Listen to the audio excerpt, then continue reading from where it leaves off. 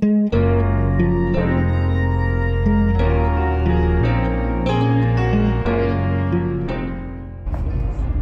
2.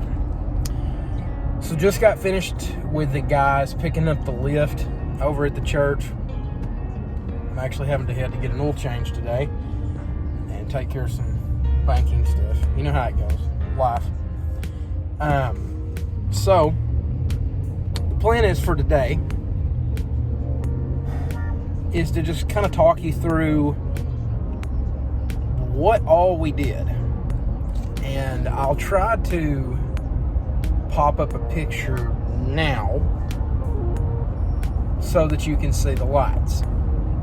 Now you're seeing them from the back side facing the stage. So here's the deal. On the lights, we did we took down the lights that weren't working. Luckily, 3 of them still actually seem to not give any issue. The console, I don't know really what happened with the console. Had to reseat the ribbon inside it and a couple other things. I don't know if maybe it just needed a full reset, maybe a power sequence, or maybe one of the DMX lines that we had up there had just failed or whatever else. We took all the old ones out and put new ones in. DMX cables, excuse me. So we did the 6 new lights on our controller 1 through 6, and then the old lights are 7 through 9. And the reason we did that is I wanted them to be the last in the chain and the last in cabling. They're not really cabled.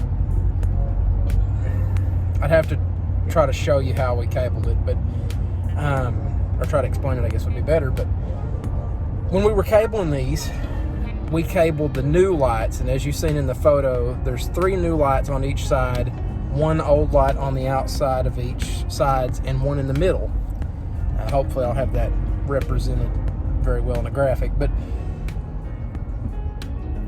the old ones we've kept mainly for like a downstage light and kind of brighten up the altar area a little bit, because our sanctuary's not got good lighting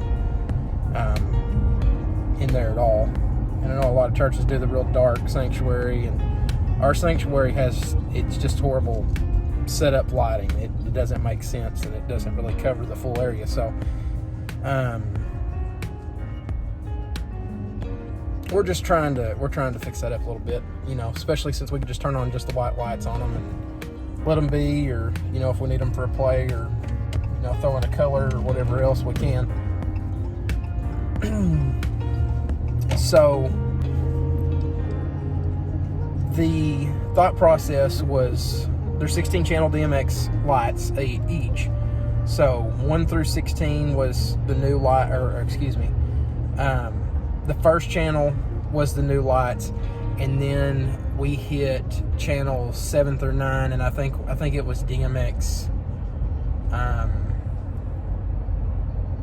What was it? 97, 95, something like that. What we actually put in order to get the proper addressing. So all the new lights went direct from the DMX in straight to the new lights, and then the new lights had the new cables running from light to light in sequence from left to right. And then at the end of the chain, we took that and ran all the way across and did the first old light, the second old light, which is directly in the middle, and then the third old light, which is at the far right. It makes no sense cabling wise. Excuse me, we went the right light all the way left light. Okay, just bear with me.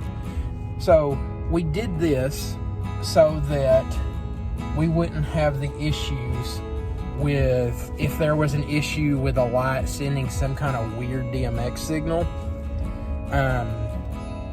and if we had to shut those off or whatever, it's not essential. Like it's not necessary to run the other 6 lights, and it's not a potential point of failure. So behind everything is making sure that everything, if there was going to be a point of failure, we had it to where it was at the end of the chain, so it was in a non-necessary or non-essential system.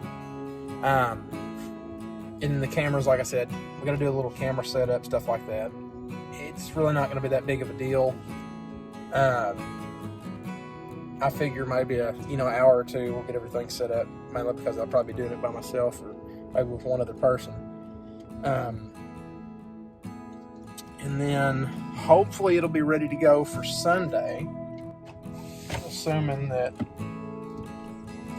we don't have some winter storm or COVID again. But that's the plan, that's the thought. And I hope to have some beauty shots of them. I should have got some B-roll of the cameras themselves, but I'm an amateur. That's what I was going to talk about. So, B-Topper. The cameras are B-Topper, or not cameras, the lights are B-Topper 54x3 RGB lights. Originally we had 54x3 Gohyo RGBW LEDs.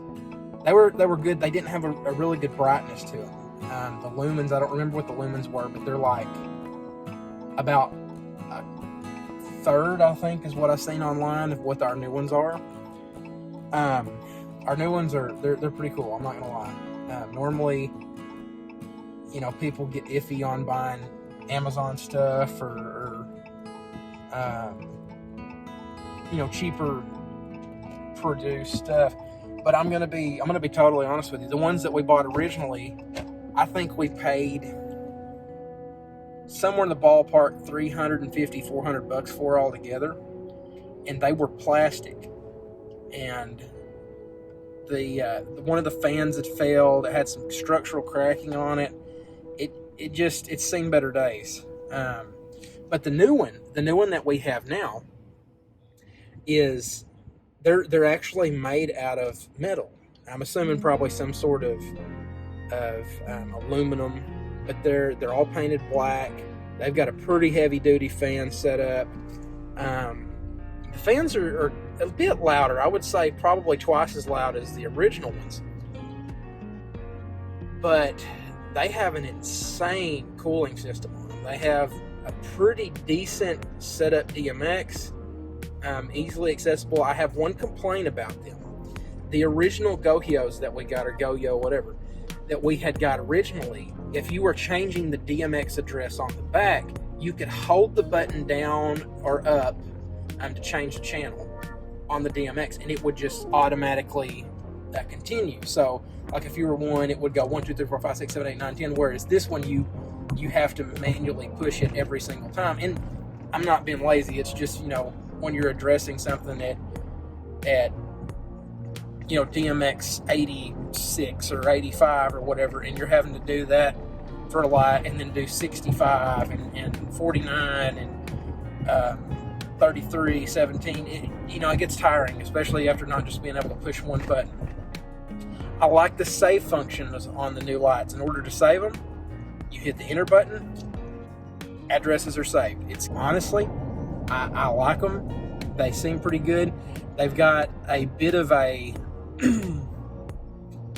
color issue. I think once you get to the full brightness, it doesn't give true white. It almost has a little bit more of a bluish green,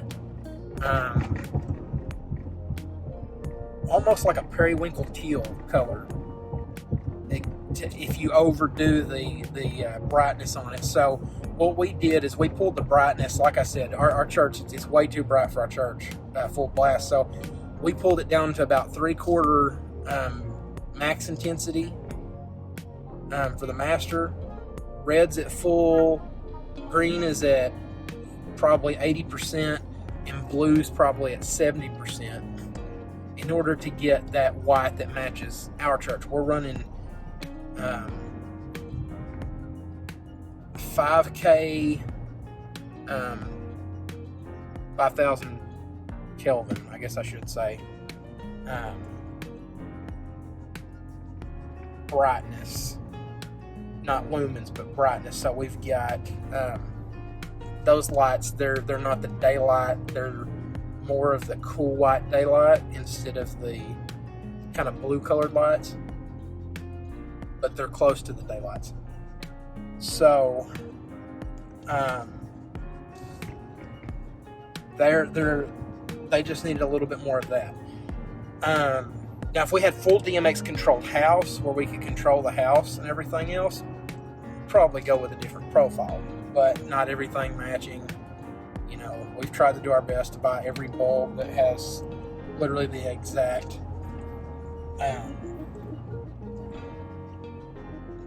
Kelvin scale that the rest do, but there's still going to be some variance. But that's really the only complaints I have. There's a little bit of, it needs more red in the brightness department. The red needs to be brighter in their max intensity. But other than that, and the fact that they don't have a quick hold down counter button instead of a manual push every time, that's the only two complaints I really have. They were very solidly constructed. They weighed about twice as much as the original lights we had, which, you know, they didn't weigh anything anyway. And these aren't bad at all. I really couldn't complain. They feel pretty top notch. Day 2, I'm going to say done, because I've been on here for probably close to 10, 15, 20 minutes now, just yammering on. Anyway, thanks for sticking with me. And we'll see you in the next part.